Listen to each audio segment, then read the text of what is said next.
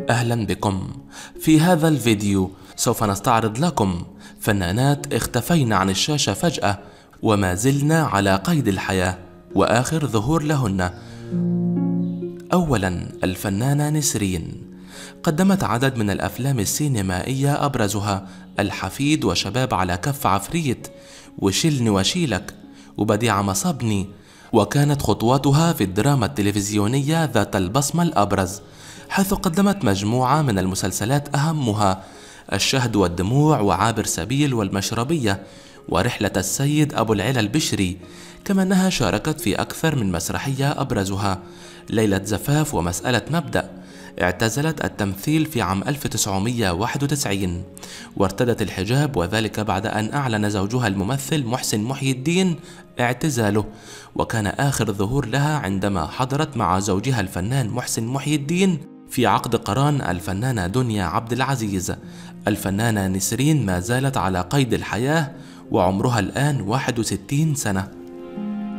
مي عبد النبي برزت مي عبد النبي بدورها في مسلسل لا يا ابنتي العزيزة مع الفنان عبد المنعم مدبولي، ومن بين أشهر أعمالها الفنية أمير الشرق والمغامرون الخمسة وآلة الزمن، كما اشتهرت بأعمال الدبلاج، وهذا ما جعلها ترتبط كثيرا بالأطفال. اختفت عن الأنظار بعد ذلك، ثم عادت مرة أخرى في عام 2001 بعدما قدمت مسلسل حمزة وبناته الخمسة، ولكنها اختفت مرة أخرى. كان اختفاء مي عبد النبي بسبب زواجها من اللاعب الدولي مصطفى يونس الكابتن الأسبق للنادي الأهلي ومنتخب مصر، واستمرت زيجتهم لمدة 10 سنوات أثمرت عن إنجاب ميار ومصطفى، ثم انفصلا. في عام 2015 عادت مي عبد النبي مرة أخرى للأضواء بعدما ظهرت في برنامج بيت العيلة مع ماما نجوى، ولكن هذه المرة كانت ترتدي الحجاب وبدأت علامات الكبر تظهر عليها. الفنانة مي عبد النبي ما زالت على قيد الحياة وعمرها الآن 67 سنة.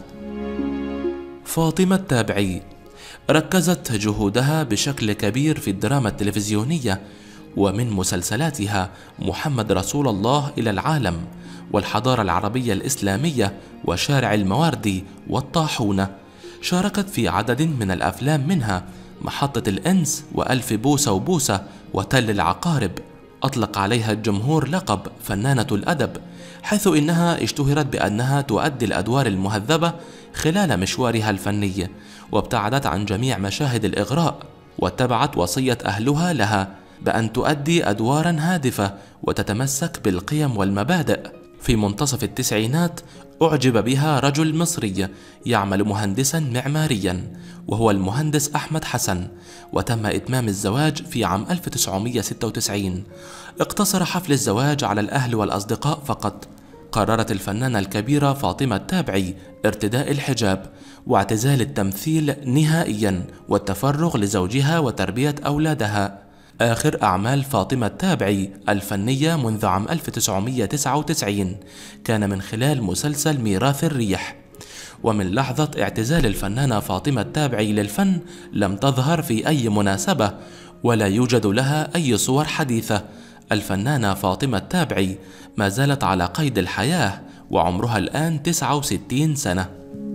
الفنانة إيمان الطوخي جمعت إيمان الطوخي بين موهبتي التمثيل والغناء، فشاركت كممثلة في عدة أعمال سينمائية وتلفزيونية، فقدمت للسينما الحكم آخر الجلسة ودماء على الأسفلت، وشاركت في مسلسلات رأفت الهجان وبوابة الحلواني. وفي مجال الموسيقى أصدرت عدة ألبومات غنائية هي يا قمر يا منور والنظرة الأولى، واعتزلت الفن في عام 2002، ثم عادت مرة أخرى لفترة وجيزة، ثم اعتزلت نهائيا في عام 2003. تسببت شائعات زواجها من الرئيس الأسبق محمد حسني مبارك وشائعات أخرى بأنها أنجبت منه باكتئابها وحزنها الشديد، وقد أتت هذه الشائعة بعد أن قام الرئيس الأسبق بالحديث معها في إحدى حفلاتها والسؤال عنها، وسألها: أنت مختفية ليه؟ لو عاوزة حاجة كلميني.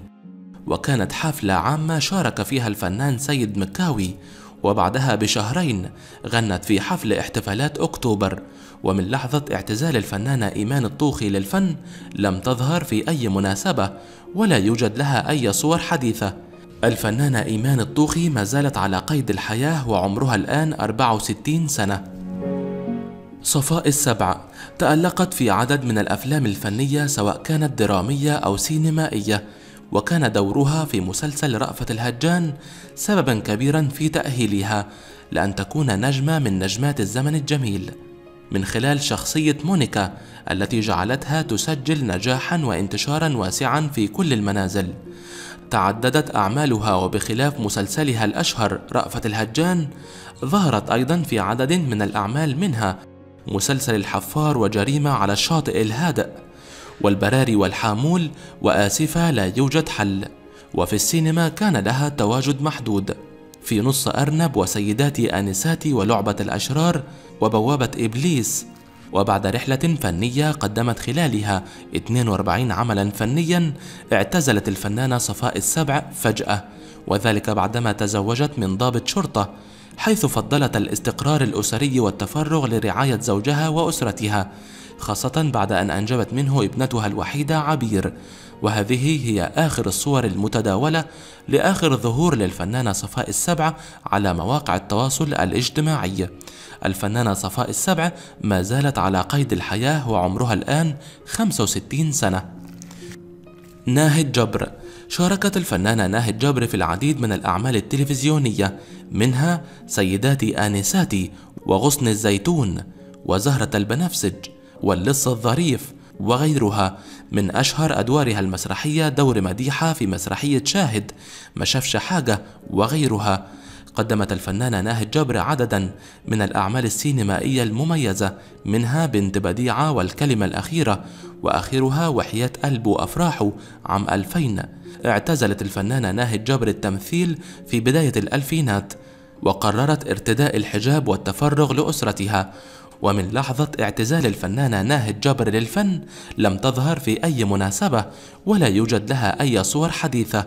الفنانة ناهد جبر ما زالت على قيد الحياة وعمرها الآن 77 سنة. منى جبر وهي شقيقة الفنانة ناهد جبر، بدأت عملها كمذيعة ومقدمة برامج في التلفزيون، وقدمت برنامج فن البالية في فترة الثمانينات على التلفزيون المصري، وكانت زوجة لفنان البالية عبد المنعم كامل، ومن قبله زوجة للمخرج هاني لاشين. ثم شاركت في أعمال سينمائية حتى اعتزلت أوائل التسعينات بعد أن لمعت نجوميتها في فيلم الحفيد. ومن أهم أعمالها السينمائية أنياب والنداهة ومسلسل لن أنساه أبدا، وكان آخر ظهور لها عند تكريمها بأحد المهرجانات بعد سنوات طويلة من الاختفاء. الفنانة منى جبر ما زالت على قيد الحياة وعمرها الآن 83 سنة. لمياء الجداوي بدأت مشوارها الفني في مجال الإعلانات قبل أن تقدم أول أدوارها في المسرح مع النجم محمد صبحي في مسرحية الهمجي، الذي طلب منها الانضمام إلى فرقة استوديو الممثل بعد أن شاهد لها عرضا راقصا مع فرقة رضا. ومن أشهر أعمالها السينمائية أحلام الفتى النائم وجبر الخواطر وجري الوحوش، كما قدمت للتلفزيون أبرياء في المصيدة ورأفت الهجان وأنا وانت وبابا في المشمش. قررت اعتزال الفن وارتداء الحجاب، حيث جاء قرارها بترك المجال الفني للتفرغ إلى رعاية أسرتها، واختفت عن الأنظار لفترة امتدت إلى 20 عاما، ثم ظهرت في أحد البرامج الفضائية في سنة 2015. الفنانة لمياء الجداوي ما زالت على قيد الحياة وعمرها الآن 55 سنة. نهلة رأفت قدمت عددا من المسرحيات والمسلسلات التلفزيونية والأفلام في فترة الثمانينات وبداية التسعينات من القرن العشرين، ثم اعتزلت بعد زواجها من المنتج عصام إمام شقيق الفنان عادل إمام.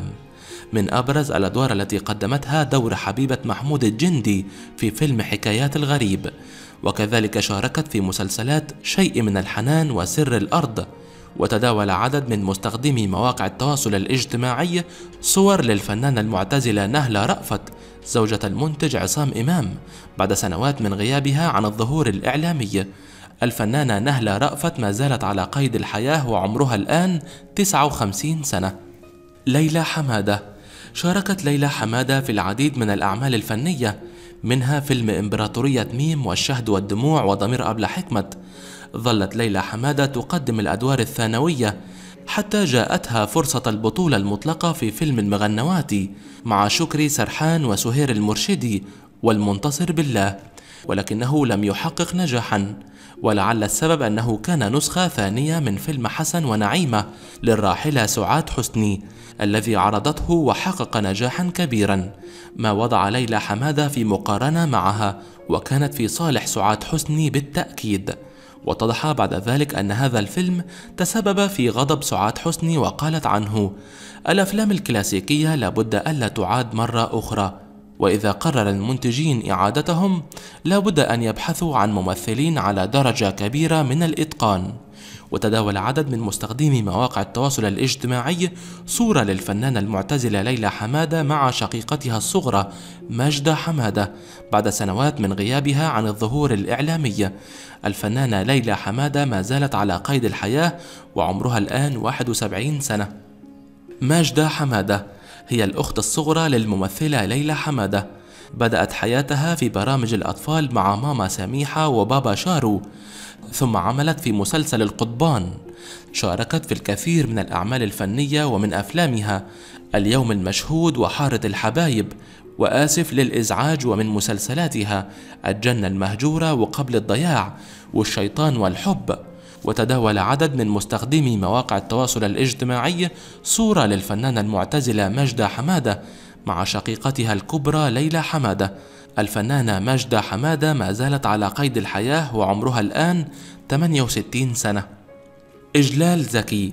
شاركت إجلال زكي خلال مشوارها الفني في العديد من الأعمال، أشهرها مسرحية سك على بناتك، وفيلم قاهر الظلام، ومسلسل عائلة الأستاذ شلش.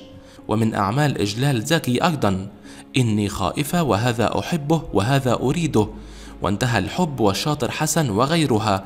وخلال مشوارها الفني لم تحصل إجلال زكي على البطولة المطلقة سوى فرصتها أمام الممثل المصري محمود ياسين في فيلم قاهر الظلام، إلا أنها ظلت تقدم الأدوار الثانية التي نجحت في تقديمها. وبعد سنوات طويلة من الغياب تداول نشطاء على مواقع التواصل الاجتماعي صورة للفنانة بعد سنوات طويلة من الغياب عن الظهور. الفنانة إجلال زكي ما زالت على قيد الحياة وعمرها الآن 71 سنة. حياة قنديل. قدمت الفنانة حياة قنديل ما يقرب من 50 عملا فنيا بين السينما والدراما طيلة مشوارها الفني، وكان من أبرز أعمالها السينمائية إمبراطورية ميم والرصاصة لا تزال في جيبي، ومن أشهر أعمالها الدرامية مسلسل دمعة ندم. وفي قمة توهجها فاجأت الفنانة حياة قنديل جمهورها ومتابعيها بقرار الاعتزال والابتعاد عن الأضواء والفن بشكل نهائي لتعلن تفرغها لحياتها الأسرية عام 1981. ومن لحظة اعتزال الفنانة حياة قنديل للفن لم تظهر في أي مناسبة ولا يوجد لها أي صور حديثة. الفنانة حياة قنديل ما زالت على قيد الحياة وعمرها الآن 70 سنة. الفنانة دينار. كانت بدايتها من خلال فترة الثمانينات من القرن الماضي، وكان ذلك من خلال المشاركة في فيلم غريب ولد عجيب عام 1983، ثم مسلسل صابر يا عم صابر بالعام التالي، لتتوالى أعمالها بعد ذلك ما بين السينما والتلفزيون، والتي من أبرزها ذئاب الجبل والطوق والإسورة ورد قلبي واللص والكتاب.